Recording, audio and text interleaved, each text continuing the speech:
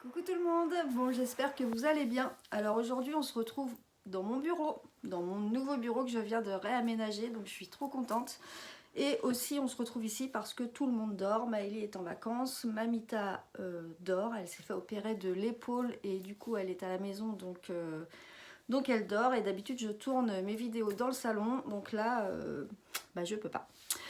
Alors aujourd'hui on va parler comment respecter son budget course. On avait vu la semaine dernière, enfin il y a 15 jours parce que la semaine dernière j'ai pas tourné de vidéo. Euh, on avait vu la semaine, donc il y a 15 jours, comment définir son budget course. Donc voilà, donc logiquement vous avez eu le temps de définir un petit peu votre budget course. Aujourd'hui on va voir quelques petites astuces pour tenir ce budget lorsqu'on fait des courses.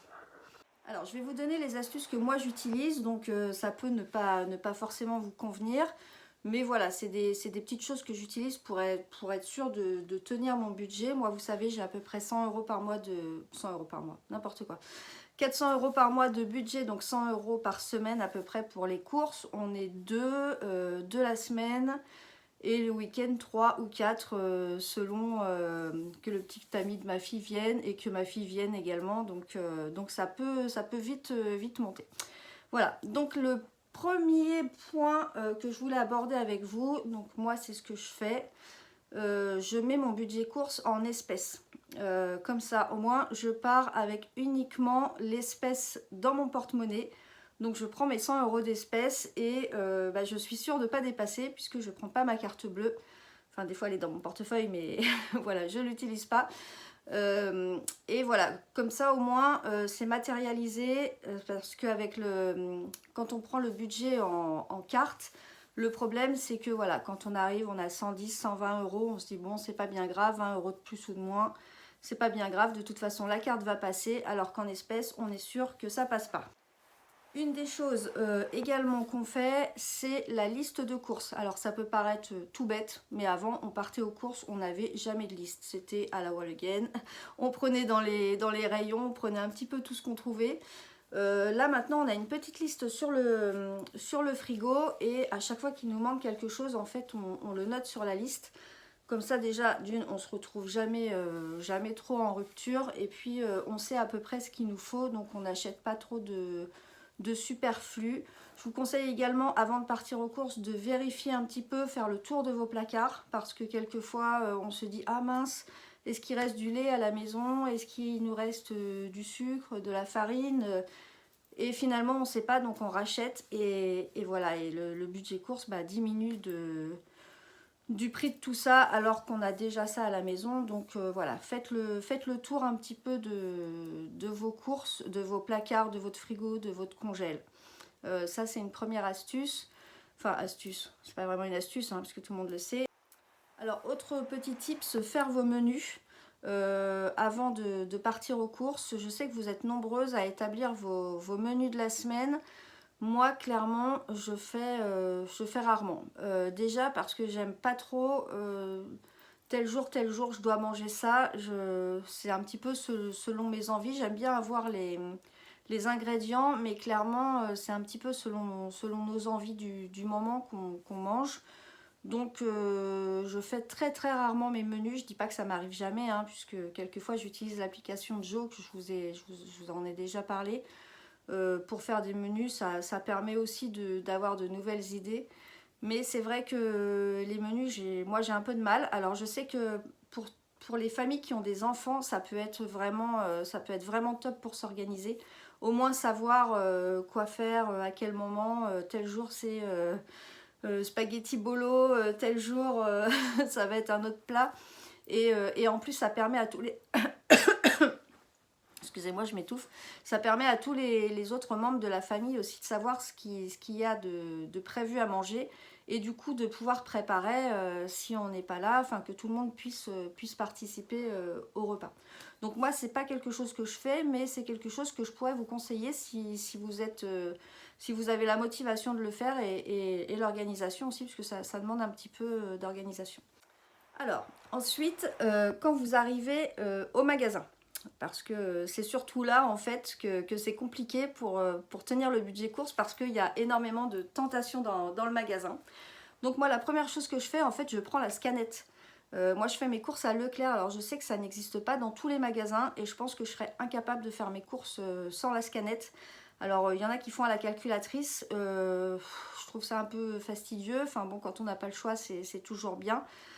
Avant clairement j'utilisais rien du tout, donc on prenait dans les rayons et bah t'arrives à la caisse, t'en as pour 250 € et tu penses que dans ton caddie t'as que dalle et que t'en as pour 100 €, donc c'est hyper... Enfin, c'est hyper risqué hein, de faire sans scanette, sans calculatrice quand vous voulez vraiment, vraiment respecter votre budget. Donc moi clairement je prends la scanette chez Leclerc, c'est dispo avec la carte de fidélité, vous vous inscrivez, c'est juste un petit truc enfin, vous avez un formulaire à remplir et l'avantage c'est que vous passez aux caisses scanette, c'est-à-dire qu'en fait vous avez relecture ou pas relecture, alors c'est un peu le casino. Et l'avantage, c'est que, je sais pas, on va dire, allez, 4 fois sur 5, vous n'avez pas de relecture. Donc, vous n'avez même pas besoin de redescendre vos courses sur le tapis, de les remettre dans le caddie. Vous laissez tout dans le caddie, vous donnez votre scanette. Et ils vous disent relecture ou pas relecture. Donc, quand vous avez la chance de ne pas avoir de relecture, c'est bingo. Donc, du coup, non seulement vous pouvez voir, au fur et à mesure où vous faites vos courses, vous pouvez voir le montant que vous utilisez et en plus avec la scanette, chose très importante, c'est que vous pouvez contrôler les réductions. Tout ce qui est promo en fait dans les magasins, quelquefois c'est mal étiqueté, vous allez prendre un produit qui ne correspond pas à la promo, du coup vous pensez avoir profité de la promo et vous arrivez à la caisse, rien du tout, vous avez payé vos articles plein pot. Avec la scanette à chaque fois ça le marque, par exemple si vous avez 2 plus 1 gratuit, à chaque fois que vous scannez le code barre du produit, en fait, ça vous met 1 sur 3, 2 sur 3 et 3 sur 3, voilà, promotion. Je trouve que c'est pas mal aussi pour ça. Et puis, bah, surtout, au fur et à mesure que vous avancez dans le magasin et que vous scannez vos courses, vous savez vraiment où vous en êtes. Donc pour moi, c'est vraiment primordial, la scanette ou la calculatrice si vous n'avez pas le choix. Je crois qu'ils font la scanette aussi maintenant dans certains carrefours et je crois que dans certains Auchan ou Géant aussi doivent le faire. Alors, une autre petite astuce que je pourrais vous donner quand vous allez faire vos courses et que vous voulez respecter votre budget course, c'est n'emmenez pas vos enfants aux courses, ni votre mari. Je devrais pas dire ça, il va me tuer. Alors, n'emmenez pas vos enfants parce que déjà, bah voilà, les enfants, forcément, c'est Disneyland pour eux, les magasins. Donc, même si vous avez des enfants qui n'ont pas trop l'habitude de réclamer, moi j'ai ma fille qui a jamais réclamé quand elle était petite. Mais du coup, on a aussi envie de leur faire plaisir, donc on va leur acheter le petit paquet de gâteaux qu'on n'aurait pas pris parce que on sait qu'on allait leur faire des petits gâteaux maison ou autres. Et au final, bah, on va leur prendre le truc avec le packaging voilà, de dessin animé. Mais c'est humain, hein, on veut leur faire plaisir. Peut-être même peut-être un petit jouet, un petit truc comme ça. Donc c'est vrai que en plus, on n'est pas concentré, parce que quand on a les enfants, on fait, bah forcément on fait attention à eux, donc on n'est pas concentré sur ce qu'on fait, sur les promos qu'on peut avoir.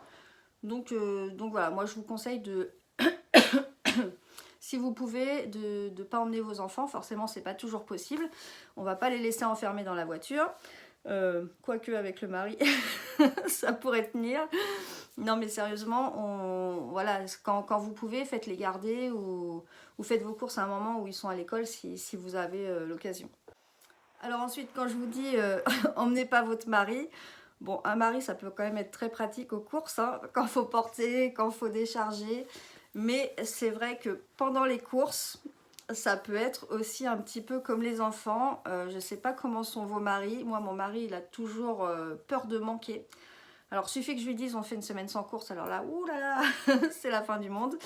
Non mais il a toujours peur de manquer, donc du coup voilà, moi quand je fais attention, bon bah lui il va avoir tendance à prendre un peu plus et quand on s'est fait notre petit programme course dans la tête et voilà, donc ça peut vite partir en sucette et on peut vite dépasser le budget course.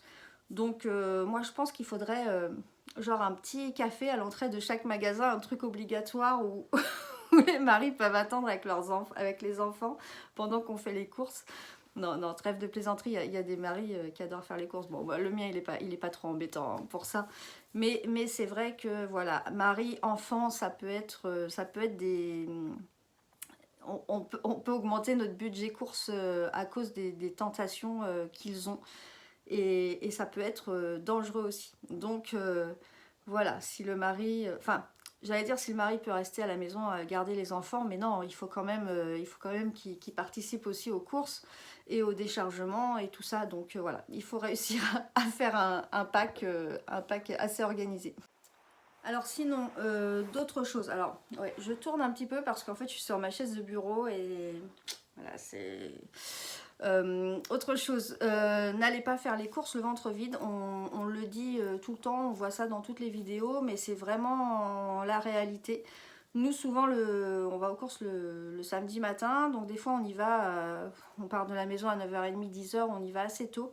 Et quelquefois, on y va sur les coups de midi et on voit réellement la différence. Hein. C'est vrai que quand on a le ventre vide, bah, tout nous donne envie. Donc du coup, on a envie d'acheter plus. Alors que quand vous êtes rassasié, du coup, bah, ouais, il y a pas grand-chose qui nous donne envie. Donc ça permet de diminuer pas mal bah, les achats compulsifs, on va dire.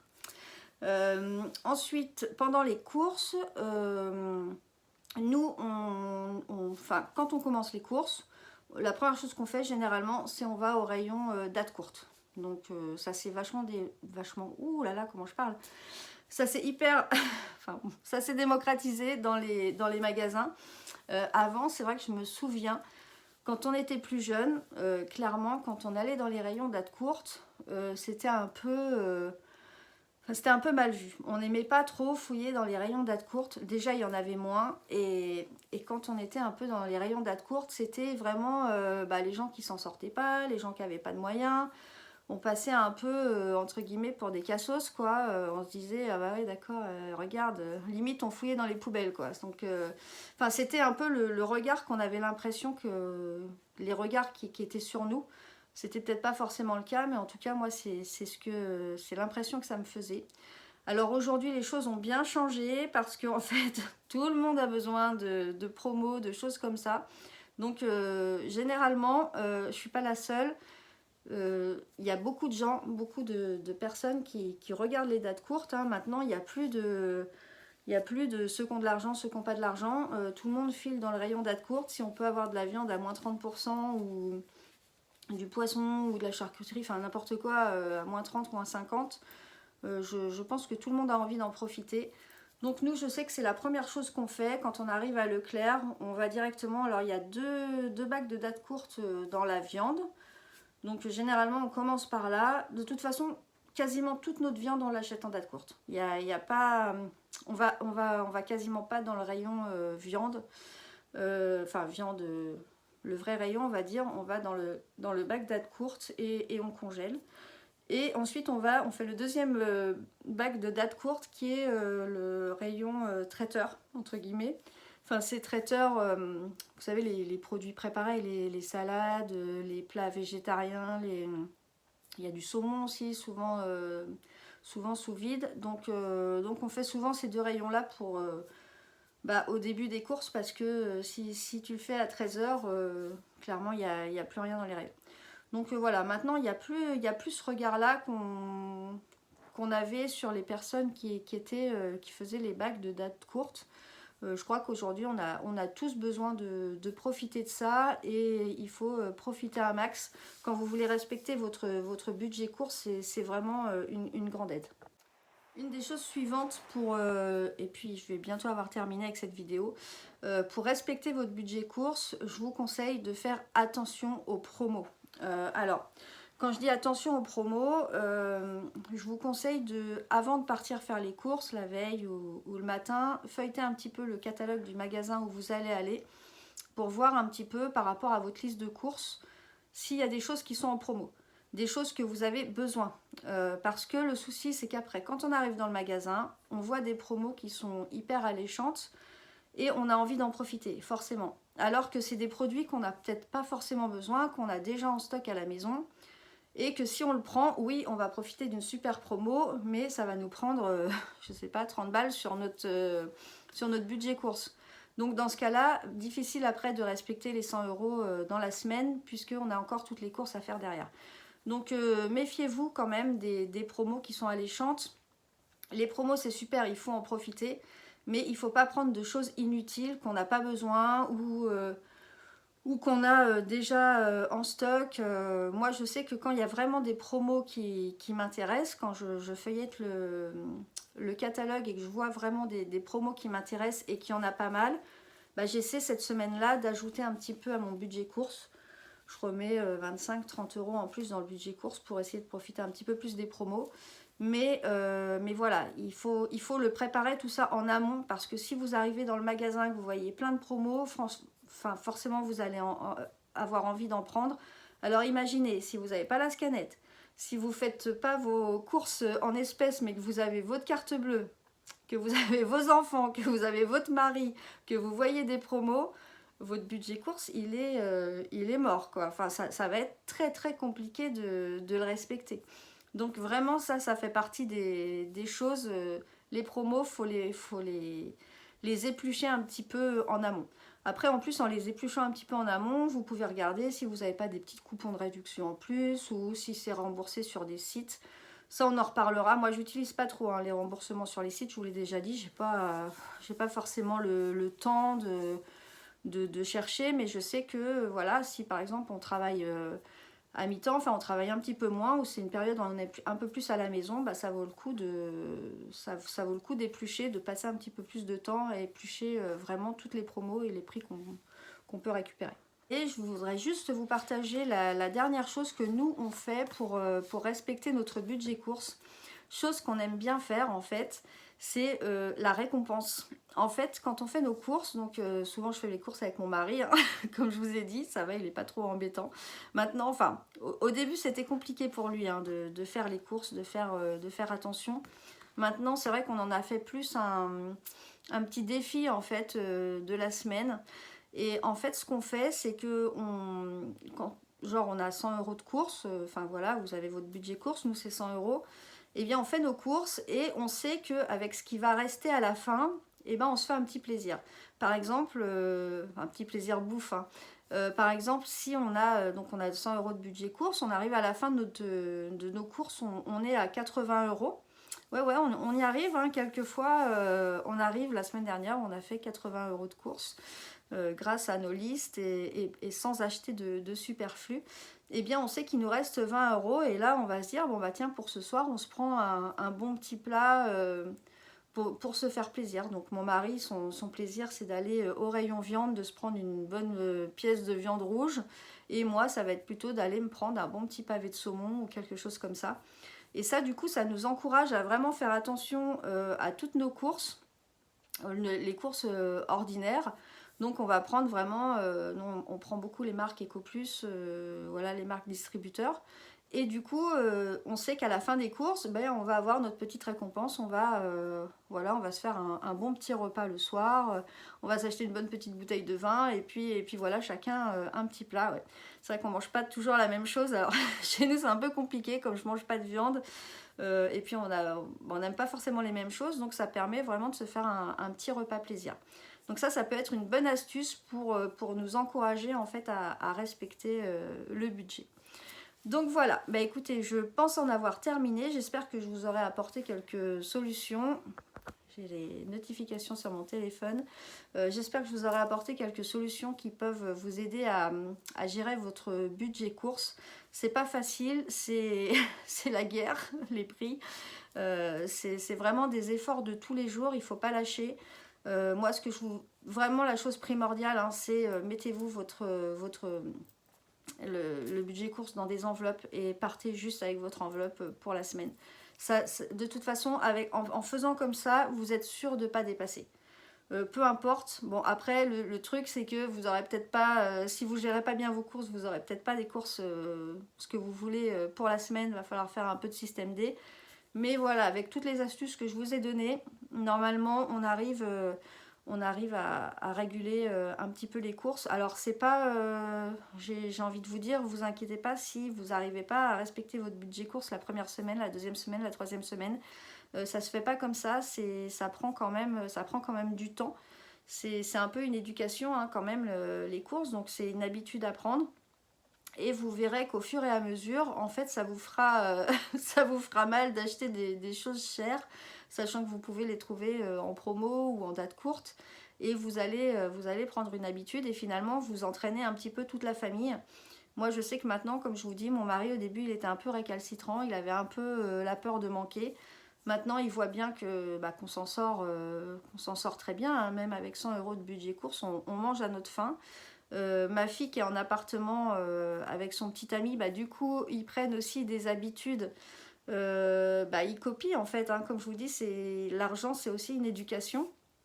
Donc du coup, eux aussi, ils profitent des promos de leur côté, ils font des drives pour dépenser un peu moins. Voilà, ils se fixent aussi un petit budget course, donc je trouve que c'est intéressant aussi. Il faut penser que voilà, c'est une éducation qu'on donne aussi à notre famille. C'est pas juste à un moment où c'est dur, c'est compliqué. Oui, c'est dur, c'est compliqué, mais voilà, dites-vous que vous apportez aussi à tout le monde. Vous éduquez vos enfants à pas dépenser à tout va et à faire attention à l'argent. Donc je pense que c'est une bonne chose. Voilà, bah écoutez, je vous laisse. J'espère que ça vous aura plu.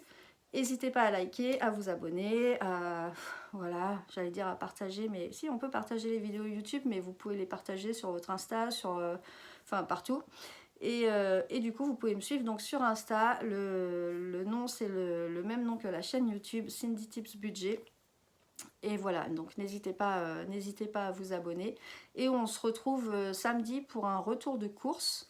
Alors comme je vous ai dit, en ce moment, c'est pas évident parce que Maëlie est en vacances à la maison. Mamita est en convalescence à la maison. Donc je suis un petit peu enfermée dans mon bureau pour faire les vidéos. Mais samedi, j'essaie de vous faire un retour de course. Je le ferai peut-être avec Mamita si elle est là. Quoique je crois qu'elle... Enfin, je sais pas si elle va être là. Enfin bref, donc sinon on le fera ensemble ou avec Maëlie. Non, Maëlie elle bosse, donc je vous le ferai toute seule finalement. Et voilà, bah écoutez, je vous souhaite une belle journée et puis bah, une bonne semaine. À bientôt.